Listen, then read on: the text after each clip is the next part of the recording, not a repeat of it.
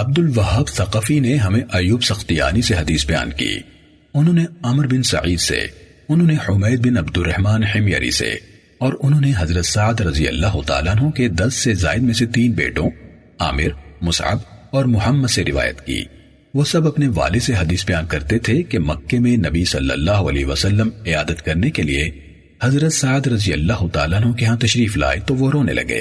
آپ نے پوچھا تمہیں کیا بات رلا رہی ہے؟ انہوں نے کہا مجھے ڈر ہے کہ میں اس سرزمین میں فوت ہو جاؤں گا جہاں سے ہجرت کی تھی، جیسے سعد بن خولہ رضی اللہ عنہ فوت ہو گئے۔ تو نبی صلی اللہ علیہ وسلم نے فرمایا اے اللہ سعد کو شفا دے، اے اللہ سعد کو شفا دے، 3 بار فرمایا۔ انہوں نے کہا اللہ کے رسول، میرے پاس بہت سا مال ہے اور میری وارث صرف میری بیٹی بنے گی، کیا میں اپنے سارے مال کی وصیت کر دوں؟ آپ نے فرمایا نہیں۔ انہوں نے کہا 2/3 کی۔ آپ صلی اللہ علیہ وسلم نے فرمایا نہیں۔ انہوں نے کہا نصف کی۔ آپ صلی اللہ علیہ وسلم نے فرمایا نہیں۔ انہوں نے کہا 1/3 کی۔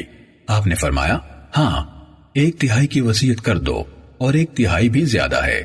اپنے مال میں سے تمہارا صدقہ کرنا صدقہ ہے، اپنے عیال پر تمہارا خرچ کرنا صدقہ ہے، اور جو تمہارے مال سے تمہاری بیوی کھاتی ہے صدقہ ہے، اور تم اپنے اہل و عیال کو کافی مال دے کر خیر کے عالم میں چھوڑ جاؤ، یا فرمایا اچھے گزران کے ساتھ چھوڑ جاؤ۔